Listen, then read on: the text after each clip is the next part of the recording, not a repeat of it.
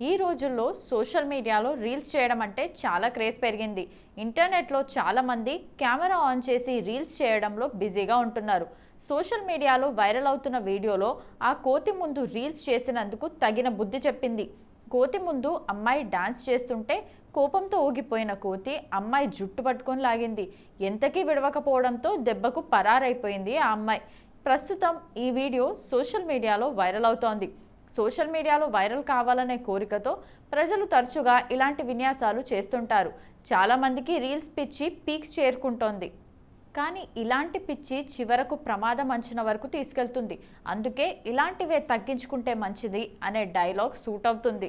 ఈ రోజుల్లో ఇంటర్నెట్లో అలాంటి ఒక వీడియో సంచలనం సృష్టిస్తోంది.